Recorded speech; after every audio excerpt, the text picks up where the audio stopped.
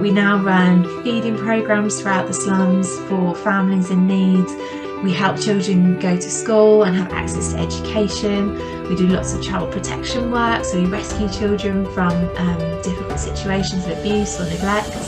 And we also work with families and we do vocational training to get people out of poverty for the long run. Amos Madra. Hello and a very warm welcome. I'm joined by Olivia Barker White.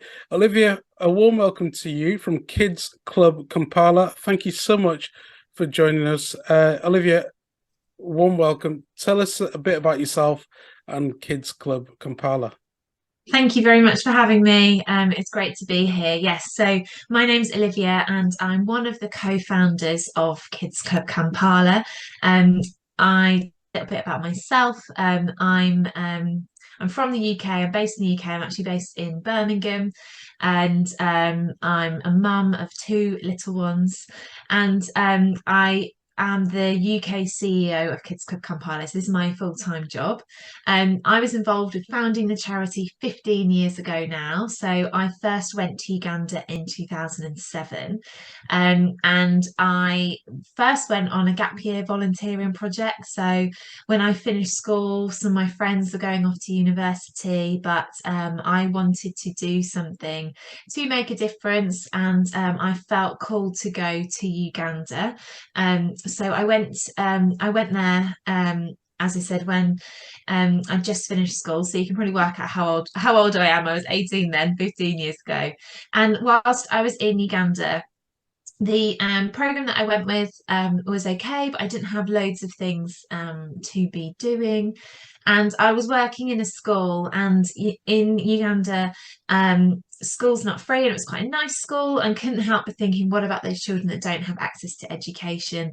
And I met a really good friend, a guy called Sam Wambayo, and he is now the Ugandan country director. So he runs all of the operations in Uganda. And he shared with me his heart and his vision. And he'd had a very difficult childhood.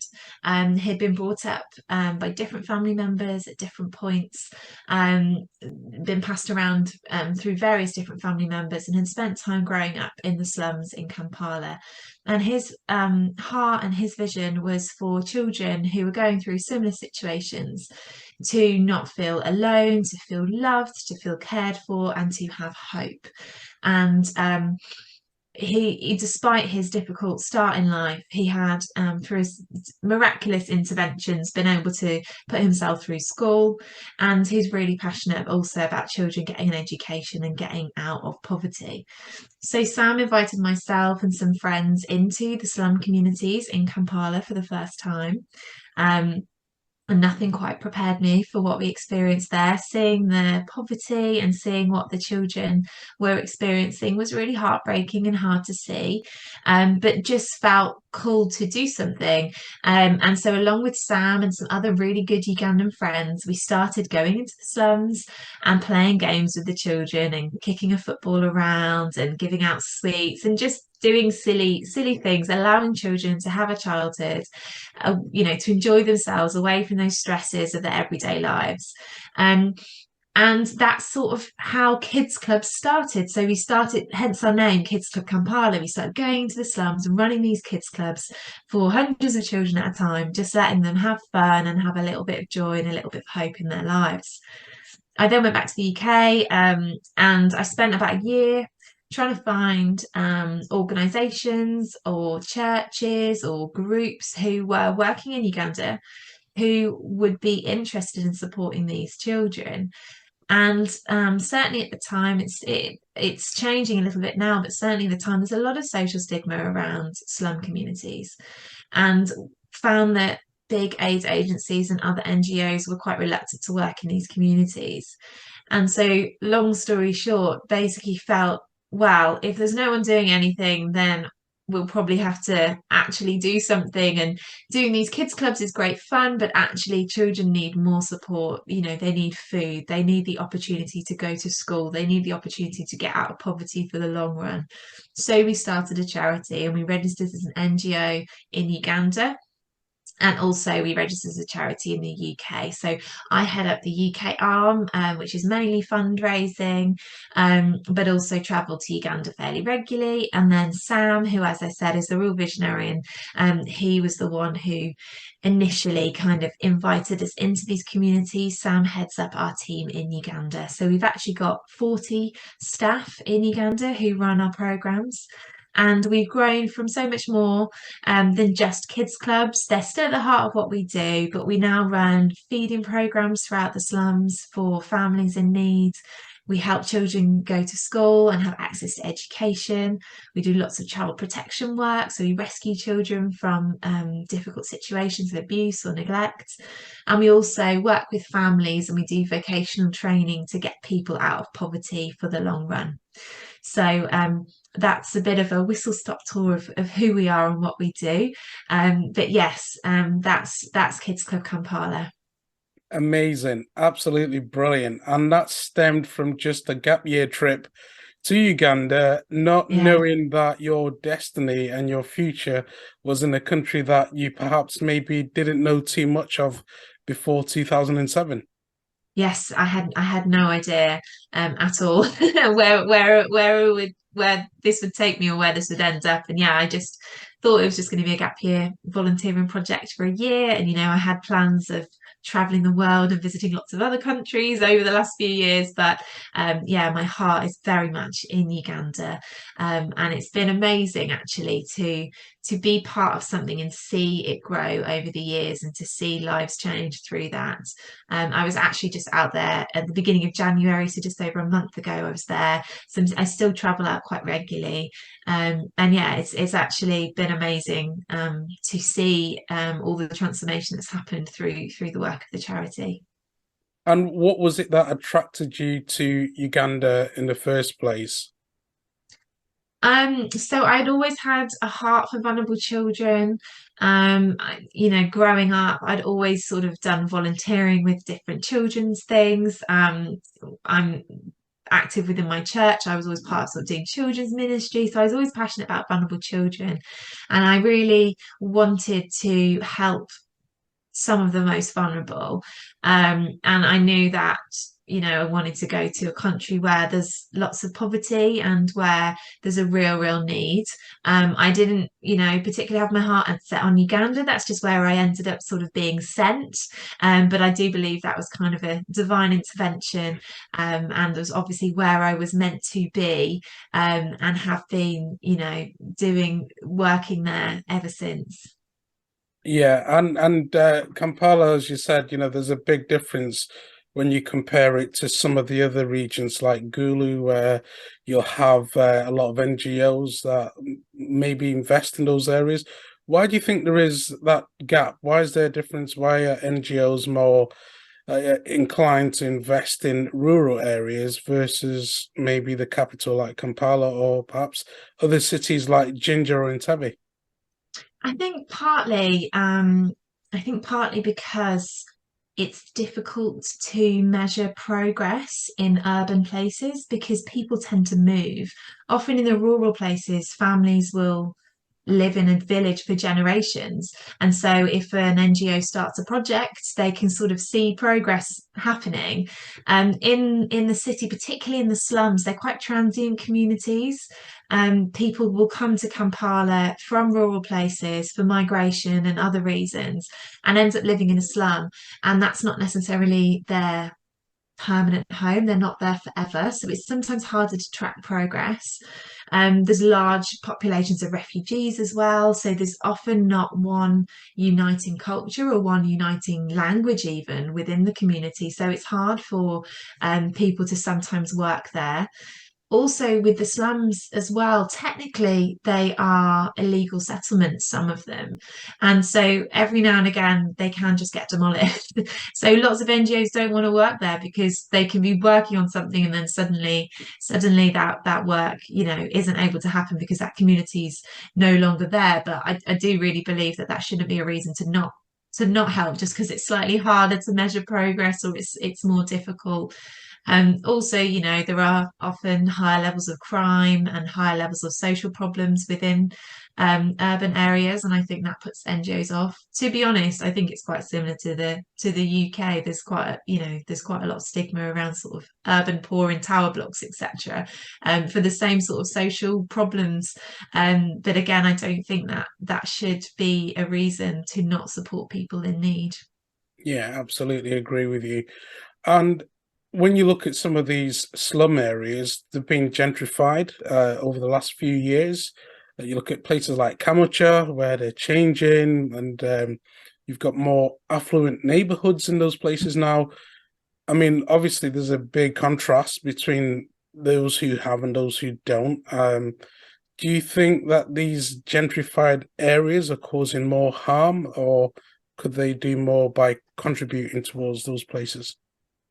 That's a really interesting question. I think it's not a black and white answer. I think there are some positives. So particularly when, there's buildings going up, often unskilled labour working on building sites, etc. Often they may be from the poorer communities. When there are wealthier people move into an area, often those wealthier people need cleaners, they need cooks, they need people to do their laundry. So that does sometimes provide a source of employment for people from the slum communities. Um, there are negatives as well. Some sadly, saying sources of employment, sadly, we have seen things like rates of prostitution increase when gentrification happens, and other social problems. But also often the slums will just get moved to build a shopping mall, like you're saying in Cambridgeshire. So the slum will just get moved. So it won't be that those people have suddenly become middle income, middle class, and can afford those areas. They'll just get shifted to another area and end up potentially in sort of worse conditions. So it's I don't think there's a kind of black and white answer to that. I think there's some positives, but I do think there's negatives as well. And often quite a lot of these developments and the gentrification, the businesses aren't necessarily owned by local people. So even the wealth doesn't really trickle down into the local communities or into the Ugandan economy even. Um, so it certainly can be challenging. And I think one thing that is very striking in Kampala and other cities as well is just that very, very obvious gap between rich and poor. You're driving along a road, one side of the road there's a hotel and a shopping mall, the other side of the road there's a slum, and it can be quite shocking to see that kind of drastic difference. Yeah, and again, when you look at those comparisons, it is shocking, and it's you feel perhaps maybe the local authorities, the government could be doing more. Do you think that, of course, they could argue that they're stretched with resources. Do you think more could be done? What do you think the biggest need is right now for especially for the children of Kampala? Yeah, I definitely think more could be done. I mean, we're lucky that we have very good relationships with the local leaders in the communities that we work in, and particularly on a very, very local level, like with the LCs in the communities. Some of them are fantastic, and actually some of them we work very closely with, particularly as I said, we do quite a lot of child protection work, and we do have to work quite closely with local authorities on sensitive things, liaising with the police and things like that when there's been, child abuse cases or things, and they have been helpful, but they are just so under resourced, and they almost are so under resourced, and also, to be honest, not just under resourced but kind of under trained. Like they don't always know exactly how best to do their job, that they will turn to NGOs and look to people like us to help, and then we're turning around and saying, well, we don't have the resources to help. We're stretched, or our doors are full, we can't take any more children on our books. And then the authorities are saying, oh well, we can't, you're going to have to. And then you're stuck between a rock and a hard place, and it's really difficult to know what to do. I think certainly, I think funding within Uganda could be better allocated, particularly to children's services, definitely. I think that is definitely an area of need. I don't know if you can answer this one, but in downtown Kampala, right in the city, there used to be a lot of slum children who came from rural areas outside from Kampala. Families sent them basically looking after themselves, 12-year-old raising a 5-year-old, living on the streets, begging, in absolute dire poverty. And then over the pandemic, the government saw that maybe as an opportunity to try and get them out. What's happened? I don't know. Do you know any news in terms of what's happened to those children? Are they still around? Do people know about their whereabouts? Are they being looked after? Yeah, I don't know about all of the children, but certainly, well, firstly to say, with lots of those children, you see them in the streets, or you see them kind of, yeah, begging on the streets. The vast majority of those children, they've been trafficked to Kampala. They have not, they've either come under, they've either been coerced into coming, or they've been sort of tricked into what they thought the situation would be, and then when they arrive. One project that we run is called the Awafe Project, and our Awafe Project, we work with children who have been abandoned, or who are being trafficked, or have gone missing, or have got lost, or have been abused. And we rescue those children, and we have a transitional home just outside of Kampala in the Luwero district. And children, they come here and they receive respite care, they get counselling, medical care, food, but it's not an orphanage. Children do not stay there long term. We passionately believe children belong in families, and then our team, we work to resettle children back into their families. And where possible, once that child's been resettled back with their family, we work with that family, we do family counselling, we'll help them to set up an income generating activity to help the family be sustainable. And we are working with the local authorities where possible to do that as well, and particularly when resettling children back with families, it is with the kind of local authorities within those districts that are doing that. And there are a few NGOs now doing similar things like that, trying to get children back with families. We found that some of the children, they've simply just got lost. Some of the children are missing, and some of the children have run away from home and tried to make their fortune in Kampala and thought the streets are paved with gold, and sadly found out they're not. But as I said, some children, sadly quite a large number of children, have actually been trafficked to the city, whether that's for forced begging, or particularly with teenage girls, it's often for domestic service. They've been trafficked. So it's reuniting those children back with families. It's challenging work, but really needed. Yeah, and I suppose your faith plays a big part in this, and it keeps you going in some of the difficult times. Talk Yeah. to us about your faith, and also some of the stories that has given you faith and hope in people, and where you've seen changes, and people, young children, going on to do well. Yeah, so I'm a Christian, so my faith is important to me. I definitely believe at the beginning, when I first went to Uganda, or when I was first involved with Kids Club Kampala, I really believed that was, something that God called me to do. I wasn't just doing it because it was my own idea. And certainly my faith definitely keeps me going. I mean, there are very, very many challenging times, and there have been many challenging times over the years.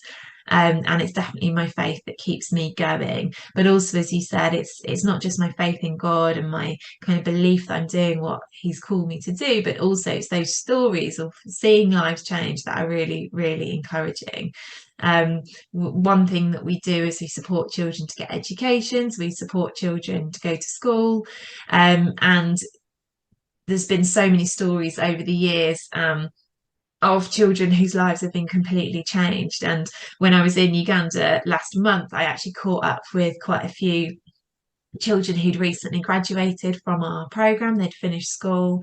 One story in particular that springs to mind that I'd love to share is of a friend of mine called Mary. And Mary was 11 years old, and she'd been going to school, and then sadly, when she was 11, her dad passed away, and her mum wasn't able to didn't have a job and wasn't able to support her to continue to go to school. So she dropped out of school and they ended up living in a slum.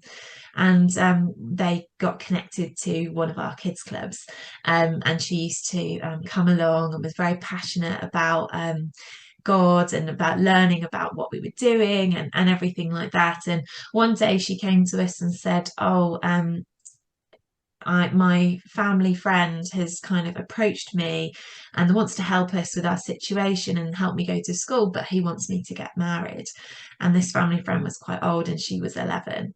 And she came to us and we were able to help her. We were able to support her to go to school and to be able to relocate her and her mum to a safe place away from this unsafe person. Um, when she finished school a few years ago, she started volunteering with us. So she started volunteering to help run those kids clubs that she first went to. And we had a job at our office as part-time receptionist. So she started working at the office as a receptionist and volunteering.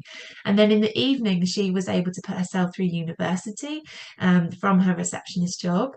And she recently started working with us full-time as our child protection coordinator. So she now heads up our child protection work, rescuing children just like herself who are at risk of child marriage and other really difficult situations. And she is just incredible.